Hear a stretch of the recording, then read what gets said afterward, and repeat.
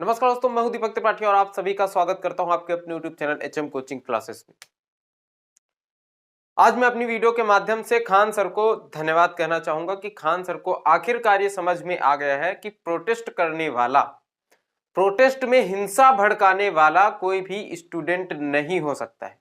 एक हफ्ते से मैं यही बात बोल रहा हूं कि कोई भी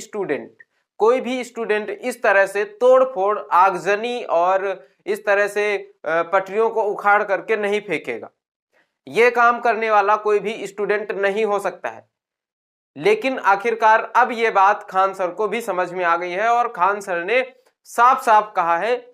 एक वीडियो जारी करके कि इस तरह की जो भी इस तरह के प्रक्रम कर रहे हैं उसमें राजनीतिक गुट शामिल हुए हैं और राजनीतिक गुटों की हरकतें हैं। ऐसा करने वाले कोई भी स्टूडेंट नहीं हो सकते हैं और जो लोग ऐसा कर रहे हैं, तोड़फोड़ कर रहे हैं, उनके साथ मेरा कोई भी सहयोग नहीं है, उनके पक्ष में मैं नहीं हूं। उन्होंने साफ तौर से जाहिर किया, इसीलिए मैं उन्हें एक बार फिर से बहुत बहुत धन्यवाद कहूंगा अपनी तरफ से। देखिए, मैं हमेशा से खान सर के साथ था। खान सर के क्या, जितने भी टीचर हैं सबके साथ था। जब आप लोगों ने रिजल्ट के लिए बोला तब भी मैंने साथ दिया आपका और साथ में मैंने भी ट्विटर कैंपेन किया था। जब परीक्षा की बात आई थी तब भी मैंने साथ में ट्विटर कैंपेन किया था और बहुत सारी चीजें साथ में की गई। लेकिन उसके बाद जब आप एक अपने हित के लिए कहें या फिर कुछ भी कह सकते हैं, जो भी आपको समझ में आए,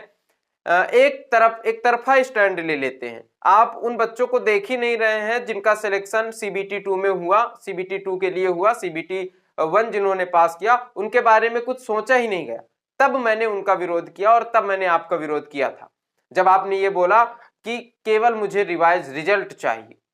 जबकि कई सारे बच्चों की, जो लोग पास हुए CBT 1, उन्होंने कहा कि रिवाइज रिजल्ट के साथ साथ आप इस बात को भी उठाइए कि परीक्षा भी टाइम से की जाए।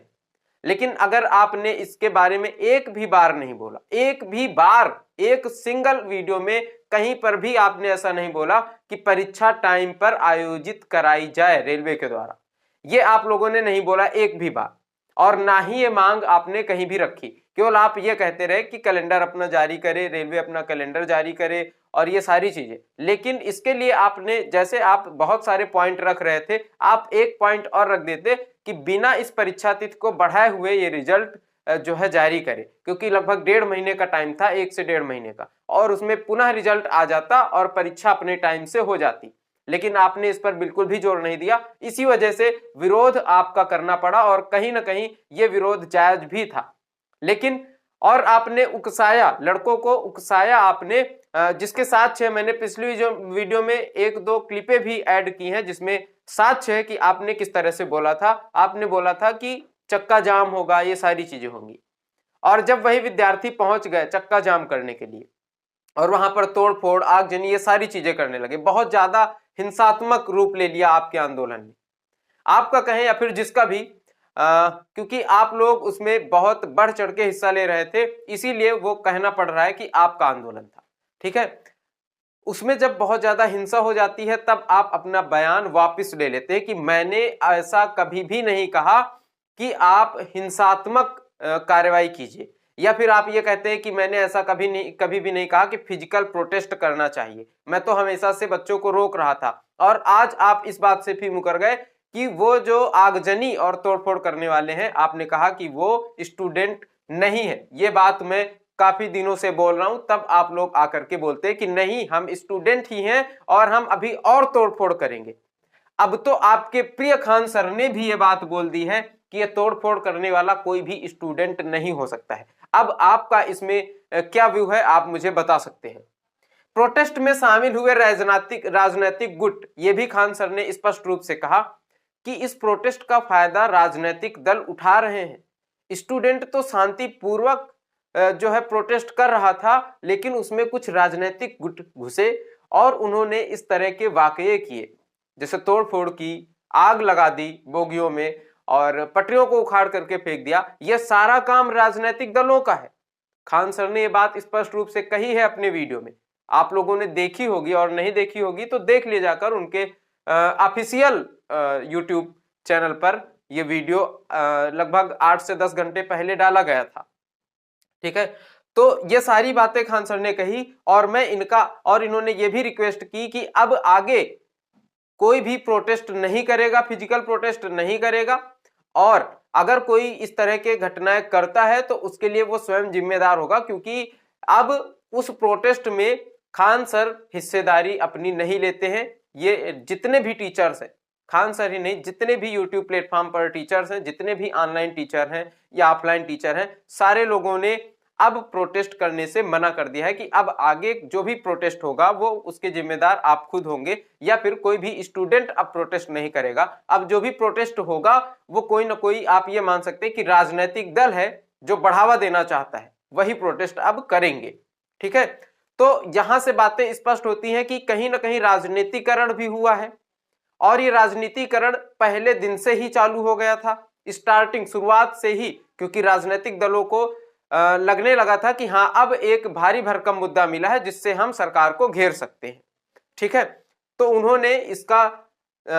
आप ये कह सकते हैं कि पीछे से स्टूडेंटों की आड़ में इसका राजनीतिकरण किया गया पूरी तरीके से, और इसमें काफी सारे टीचर्स फंसे भी। आप ये मान सकते हैं कि जाने अनजाने कहीं ना कहीं इनसे भी कुछ गलतियां हुई हैं, जितने भी टीचर्स थे जाने अनजाने कहीं ना कहीं इनसे भी कुछ गलतियां हुई हैं। जो मैथ्स मस्ती के विपिन सर हैं, इन्होंने कहा कि वो भी इसी तरह की बातें कर रहे हैं कि अब जो है इस तरह का कुछ भी प्रोटेस्ट नहीं किया जाएगा और ना ही किसी प्रोटेस्ट में हम लोग हिस्सा लेंगे। ठीक है,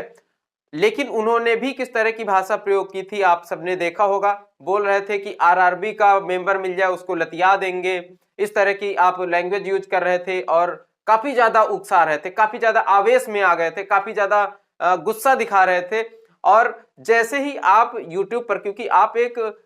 बहुत बड़े मंच पर है, आप सभी एक बहुत बड़े मंच पर हैं और आपको काफी सारे बच्चे अनुसरण करते हैं आपका, और जब इतने सारे बच्चे आपका अनुसरण करते हैं और आप इस तरह की बातें, इस तरह की लैंग्वेज यूज करते हैं, तो कहीं ना कहीं उनके अंदर भी एक आक्रोश की भावना आती है और वो जाकर के पूरा तोड़फोड़ इसी तरह से मचा देते हैं। तो आपको इन सारी चीजों से बचना चाहिए, आपको समझना चाहिए कि आपका एक एक शब्द उनके मन में किस तरह से बस जाता है। तो आपको कहीं ना कहीं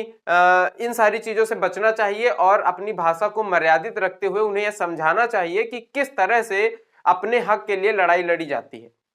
इस तरह से तोड़फोड़ करके कुछ भी हासिल नहीं होता है, इस तरह से तोड़फोड़ करना स्टूडेंटों का काम नहीं है। ये खान सर द्वारा बोला गया है कि तोड़फोड़ कोई भी स्टूडेंट, किसी भी स्टूडेंट ने नहीं किया है, और जो भी तोड़फोड़ किया गया है इसके लिए राजनीतिक दल जिम्मेदार है। तो मैं भी आपकी बात से काफी हद तक सहमत हूं कि स्टूडेंटों का यह काम नहीं है कि आंदोलन में इस तरह की हिंसात्मक कार्रवाई करे, है ना।